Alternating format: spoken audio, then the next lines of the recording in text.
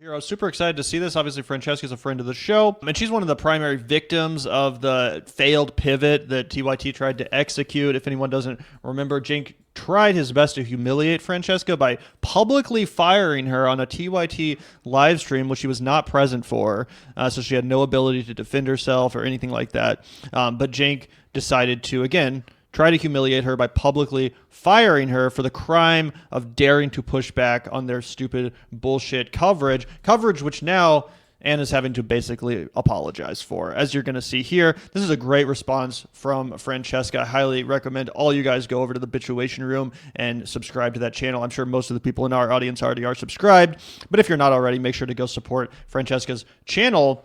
And yeah, we're going to take a look at some of this video, but the full length version is available over there. So check that out, guys. Yeah, and it's going fucking viral, guys. Ana Kasparian is eating shit. This is racking up hundreds and hundreds of thousands of views. There's no way that Anna's going to be able to ignore this. By the way, guys,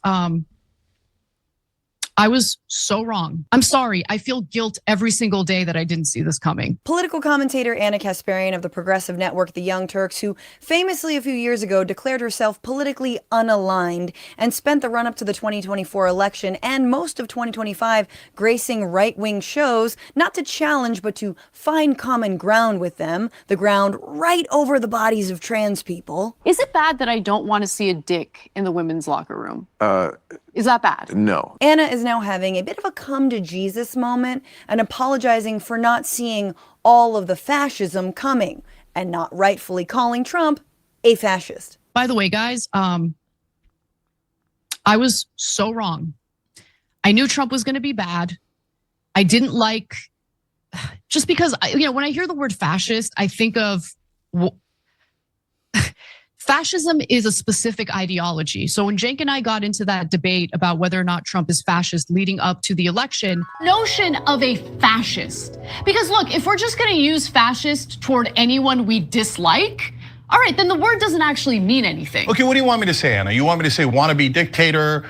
Sure, you can say wannabe dictator, but I don't even think he wants to be a dictator. Of course he does. That's what you do when you lose an election and you go, oh, I got fake electors and I'd like to terminate the Constitution and bring out the tanks and use martial law against American citizens and shoot protesters. I mean, if that's not fascist, then I guess the word just shouldn't exist. And we reacted to that debate the day after it happened, and we were like, you know what, guys? We criticized Cenk Uygur a lot. He was spitting right there. Yeah, this is such a well-edited video providing these receipts because, some people, they have short memories. They want to be like, what are you guys talking about? You saying she's trying to do a right-wing pivot? I think these clips make it more than fucking obvious what was going on. And during the crucial period in American history in which the Trump administration 2.0 could have been prevented, this is what Anna was contributing to the discourse. A bunch of excuses and justifications and denial of his fascistic nature. That's what she was contributing. But was he able to do those things? There wasn't evidence to suggest that he has or believes in a fascist ideology. I've seen now multiple videos of innocent people who are they're not obstructing, they're not getting involved, they're doing nothing other than standing kind of like away off to the side and filming ICE as they're, raining terror on people. And the ICE agents walk up to them and literally knock them to the ground. American citizens. That's why people were screaming, abolish ICE, and you were calling us freak radicals. I'm sorry. I feel guilt every single day that I didn't see this coming. I'm such an idiot. Ergo, he is a fascist. Sorry, you forgot to finish your thought there, but otherwise, beautifully said, especially that last part. I'm such an idiot. Now, credit where credit is due. It takes guts to admit when you are wrong. But as someone who was booted from the TYT network for pointing out colorfully that coddling the right was no way to advance democracy or human rights, what are you doing? What are you doing? I'm in front of vulnerable communities. I'm the most endangered, Franny. By tweeting at Elon Musk? Please, whatever. don't help me. I find myself a little peeved. And she can say that's colorful. Obviously, it was colorful, but let's not act like Cenk doesn't get just as fucking aggressive when he's debating people. Let's not act like he doesn't also like to mock people and go roo, roo, roo. Like he gets super animated when he's talking. So for them to imply that interaction or any of the interactions they had while debating Francesca on these subject matters were in any way out of pocket, it's totally fucking hypocritical. It's totally fucking hypocritical. She's remained totally classy throughout this whole entire affair, despite the treatment from the Young Turks. And honestly, she could have gone even harder. And quite unsatisfied. And at the risk of making this egomaniac retreat on her own words, she, after all, has been known to shape her beliefs based on what commentary is made about her. I do think it's important to ask, how did you not see this coming? See, back in the heady days of 2024 and 2025, when TYT wasn't quite part of the reason why we know she didn't see it coming is because, as we've talked about, she's an admitted listener of Tucker Carlson, Candace Owens, and actual justice warrior. Like, she's literally admitted all these things in the past, and then that's gonna rub off on you. You're gonna start repeating some of that dog shit drivel, some of those dishonest lies that come out of these right-wing commentators. It'll be interesting to see if Ana continues to pivot back in the right direction after making this admission. Zach, do you think there's any chance that the ban on Francesca gets lifted as far as her contributing to the damage report, for example? Because it wasn't that long ago that she was banned from not only the main show, but also the damage report. I do think it would go some ways as to repairing the situation if they were to lift that ban and let John Iadarola invite her back on that TYT production. Absolutely. In fact, I think if there's going to be any kind of reconciliation between the Young Turks and the broader progressive independent left, if there's going to be any kind of meaningful forgiveness, right? Obviously, we came out and we were like, this is good of Ana to do. Like, we don't want her to go back to being a right winger. Francesca did the same thing. Like, oh, this is good of Ana to do. We don't want her to go back to being a right winger. But on the other hand, there is going to, you have to make amends with people, right? You have to correct your bad behavior, and you have to change, and you have to walk the walk. And even if Francesca has decided, I don't want to be a part of the Young Turks network at all anymore, I still think it is incumbent upon them to both apologize and lift the ban and say, you know what, this is your decision now. We apologize that we treated you this way. I think the apology should be on air and live in the same fashion that they tried to antagonize and humiliate and punish her on air. And I also think that you then say, we would be grateful to have you back if you'd ever be interested in joining us. And then the ball's in Francesca's court. If she wants to go back and be with her buddy John, that's cool. If she wants to tell him to eat a million dicks, then that would also be totally warranted. Yeah, I totally agree with that approach. I think that would be more than appropriate. And the reason why I say that is not just because, I feel so bad for Francesca. She's obviously doing fine without TYT or the damage report. But I think the damage report as a product has really suffered since that ban was enacted by Cenk, because, John Iadarola does a good job, but there's definitely a dearth of other talent at TYT these days. And part of that is because they fired all of their best contributors, the contributors that dared to push back, all of them except for Jordan Ewell, who you mentioned. So I do think that if they reinstated Francesca, if they allowed John Iadarola to invite her back on the damage report, that would actually improve the damage report as a show. I used to really like their chemistry. I used to really like their back and forth dynamic on that show. I barely even watch it at all these days as a result of her not being on there ever.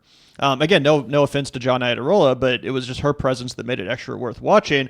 So I do think that they absolutely should invite her back. And again, whether she wants to come back in any way, shape, or form, that would obviously be 100% up to her. When the next Peter Thiel-funded Polymarket check was going to cash. Live from the Polymarket studios. What is this? Well, we got a new sponsor, Polymarket. Ana spent a lot of time soft-pedaling Trump, a fake populist who had already very much enjoyed 4 years in office, 2 impeachments, and 1 violent insurrection to overturn the 2020 election, to say nothing of Charlottesville, the Serengeti of white nationalist militias who killed Heather Heyer in cold blood. And also, never forget the defining feature of fascism is corporate power. And in Trump's first term, he gave the rich a massive tax break that added $1.9 trillion to our debt. But other than all of that, how would we know that Trump was going to be fascist in his second term?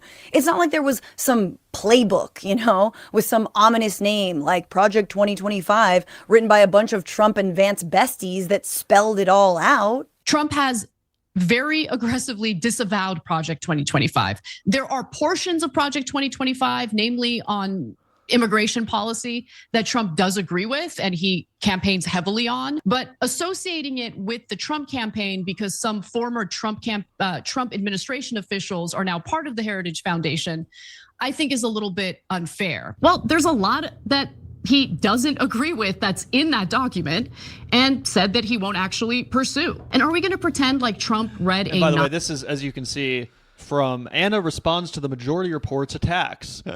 And those are some other folks that absolutely deserve an apology from not only Ana, but Cenk also, who called them grifters, low-rent grifters for no fucking reasons, when, as this clip proves, they were fucking 100% on point, warning about Project 2025, while Ana was denying that that was Trump's plan, denying that that was his agenda. I mean, how stupid do you have to fucking be? And how fucking stupid do you have to be? Can you really?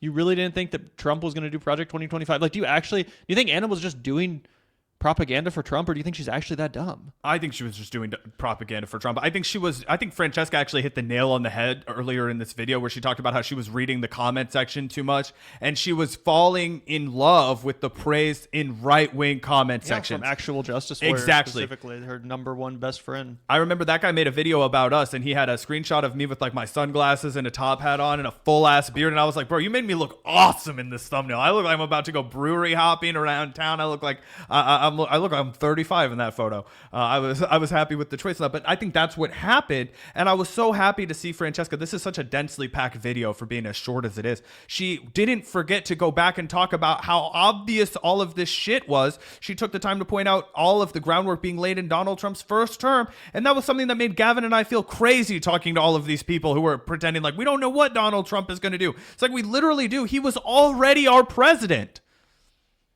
900-page document. Yeah, that was a real excuse that Trump can't read. Well, guess what? Neither can the ICE Gestapo, but that's not stopping them from murdering people in the streets. The one time Ana chose to believe Trump, to hear what she wanted to hear, to soothe the mean comments online, she was deafeningly wrong. Project 2025 was the playbook. It did call for everything we're seeing right now. Everyone go support Francesca's channel. Like I said, I linked to that video in the description below. So go give it a view and subscribe to her channel, support her in whatever way you can. As we see here, the video has 337,000 views. Insane. So that is a lot of views. Shout out to Francesca for putting together such a well-edited and honestly hard to argue with piece of content. Like, I'm pretty sure most people, even if you're a hardcore Ana defender, not that there's a ton of those out there, but I still see them occasionally, right? What are you going to say about that? How are you going to respond to that? How are you going to argue with that? It lays it out in excruciating details during the most important and crucial months of Ana's entire career as a reporter or commentator or journalist, if you want to call her that. She failed her audience, and Francesca made that abundantly clear, right? By playing those clips one after another. Ana downplaying and minimizing the horrors that Donald Trump represents, denying that he was a fascist, denying that he would enact Project 2025, and going on fucking shows like Glenn Beck and fraternizing with fascists at the same exact time. I mean, that's damning. Obviously, people in our audience already know these details, but in case anyone wants to defend Ana and act like this apology isn't 100% necessary and that she doesn't need to double down and apologize again, not only to her audience but to people like Francesca, yeah, again, I just don't know how you can argue with that video and the facts presented and the commentary that Ana was undeniably engaging at, again, during the most crucial months of her entire career. I completely agree. Sign off on everything you said, and would add, she even would justify her analysis by pointing out, I've actually taught journalism classes. I've actually been a college professor in journalism. I actually know these things. And then just, again, to be so humiliatingly, pathetically wrong. I know Ana Kasparian isn't that dumb, right? That's why I firmly believe it was a byproduct of, positive reinforcement, like a need for people to say good things about you, like a craving for external validation that you felt like you were no longer getting from the left. Yup, 100%, 100%. And again, even if she really, I'm really honestly conflicted on whether or not Anna's actually sorry or whether or not her pivot has just failed tremendously. Because if you look at the numbers on the Her Take channel, which is the other show Anna does on the PBD network, the Valuetainment network, the views are in the trash. It's truly pathetic. I don't think that show's going to last much longer. And there's a real possibility that Anna knows that. She's realized that this pivot totally failed, and that she has to go back to the left now. So she left the left, and now she's having to return, maybe because that's where she thinks she can get views and attention. I really don't know if it's that, or if there was some level of denial where she was like, she was in denial about how bad Trump would be and how bad another term would be, and now the reality is hitting her smack dab in the face, because again, it's so undeniable and so radicalizing to see what's happening in Minneapolis and what's happening with ICE, right? It is possible, in my opinion, that she was in denial, and that's not to let her off the hook. But then now she's like, oh fuck, like it's just too much to bear. I think there's a possibility that somewhere in between too. I think that might be the case for a lot of people who decided to vote for Donald Trump, that there was an element of denial there, that there was an element of delusion there, that it was, oh, I'm going to project what I think that's largely responsible for Donald Trump's success. He positioned himself in such a way that he would allow people to project whatever their political ideals were onto him, right? He stood for nothing, so he would allow people to believe anything about him, because it would be like, oh, well, he said that, but he didn't mean it. He only meant it when he said the thing that I agreed with, right? Oh, he meant it when he said that. Look, he said it right here. But he would say both things. He would say, oh, I'm not going to do that. Oh, I am going to do that. Maybe I'm going to do that, right? So you've got three options. Well, he's not sure. He's still looking for more information. He's not going to do that. He would never do that. Or, of course, Donald Trump's going to do it. He just said he was going to do that, right? And his base just chose their own adventure. Like, oh, I'm going to choose to believe whatever sounds best to my ear that comes out of Donald Trump's mouth.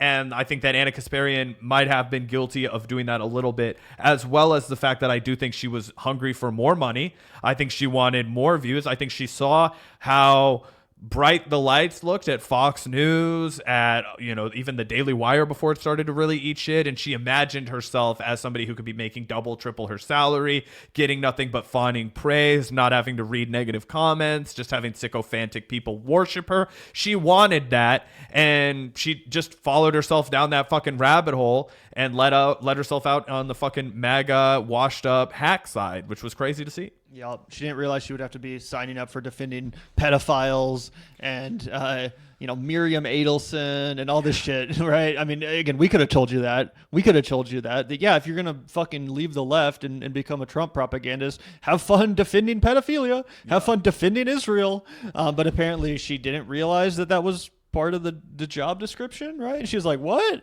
This isn't, I don't like this. This isn't cool. I don't want to be part of the pro-pedophile class of, Trump propagandists. What?